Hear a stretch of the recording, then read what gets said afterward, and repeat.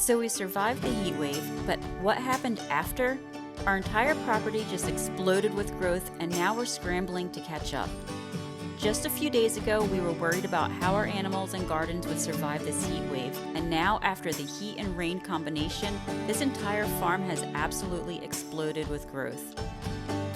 The grass is growing faster than we can mow, the gardens are taking off, the potatoes, corn, and strawberries are thriving.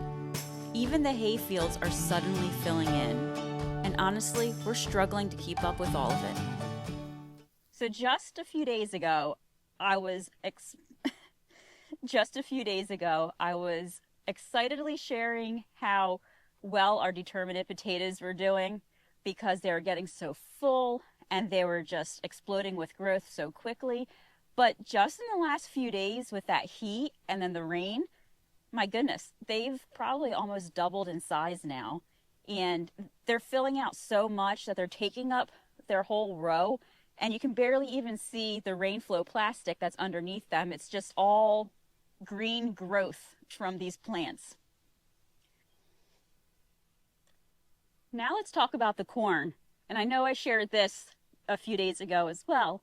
But I was excited then because our corn had gotten to 5 inches tall, which is incredible, especially still being in May here. And most people are just starting to plant their corn seeds. But because of the plastic mulch that we put down, the seeds were able to germinate much sooner. And the heat that was trapped underneath the plastic was able to allow the plants to grow a lot quicker. All right, with these barn cats. Now we have Rocky and we have Tom. So everybody's coming to see the excitement with the corn. I was really excited about the corn being 5 inches tall a few days ago. Now let's see how tall it is. Tom, you can't get in the way here. Seriously, sit. Stay.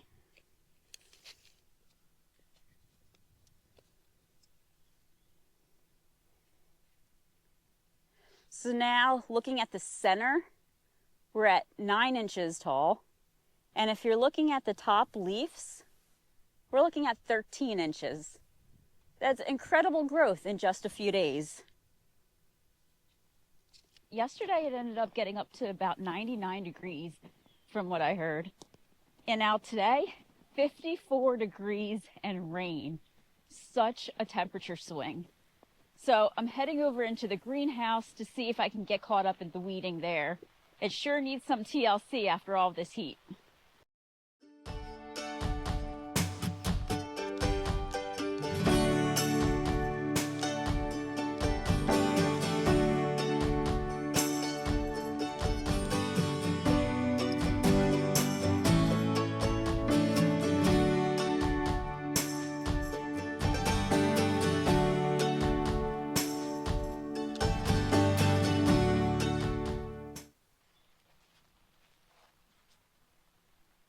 Well, I'm finally finished with weeding this greenhouse at least, and the strawberries look so much happier now. They can actually breathe. They're not being squished and suffocated by all of those crazy weeds.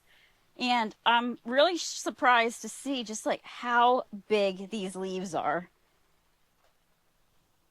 I mean, one leaf is about the size of my hand.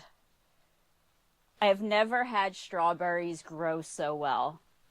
So this is definitely a technique that I'm going to be using every year moving forward because I am so encouraged by how well they're doing in here. Another thing I noticed is the runners. There are so many runners coming off of these plants now, so hopefully they continue to expand and grow and we continue to get a lot of strawberries. So I'm really excited to see how many we actually get this year. So here's the flip side to all of the explosive growth.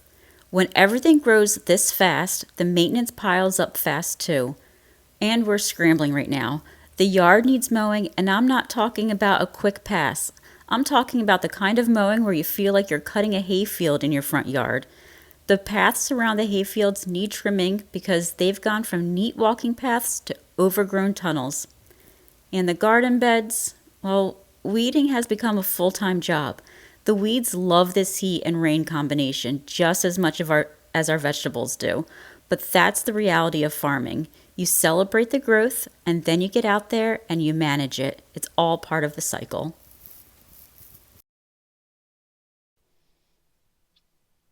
One of the things that we're most excited about is our hayfield growth. We're hoping to cut hay in the next couple weeks, and so we're really keeping an eye on our fields. The heat that we've had and now this cooling off period coupled with the rain we got yesterday, it's really making the undergrowth explode. And the undergrowth is really what we're after because that's where all of the richness and nutrients is for the cattle. This long stringy stuff is great, but what's underneath, this thicker green stuff, that's really what the cattle want and need. And it's all coming up so beautifully, so we are so excited.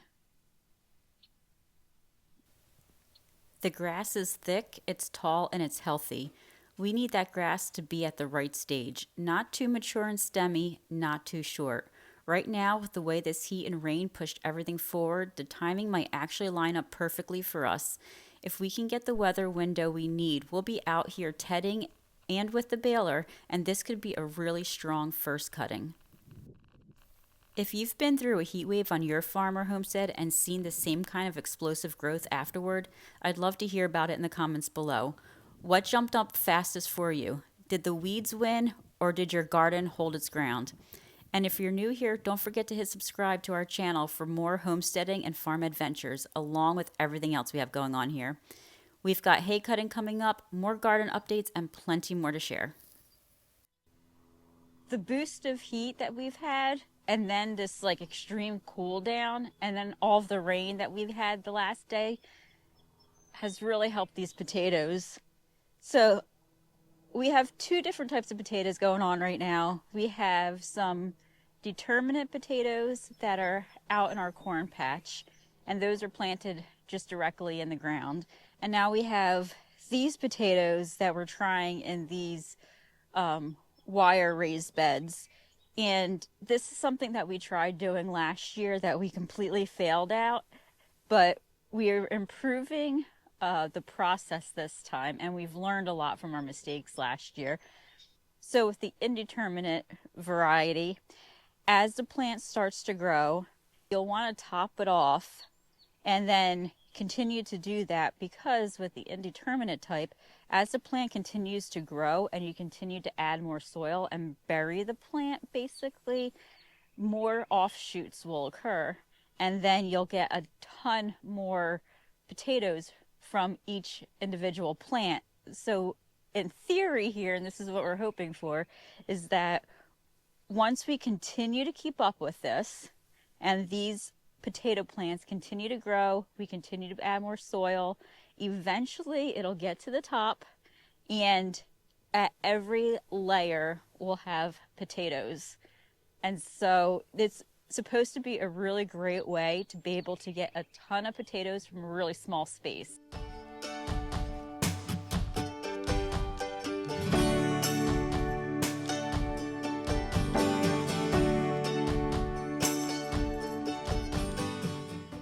One thing I'll add is that you want to keep a close eye on the potatoes as they're growing, because you don't want the potato plants to get too tall. Because if you let them get too tall and then you go to add some more soil on there, you risk actually breaking the plants. Wait for the plants just to start poking out of the ground, maybe get an inch or two tall, then shovel in the soil on top of it without damaging the plant, and then it'll continue to be able to grow and thrive and do what it's supposed to. So something else that we learned from last year.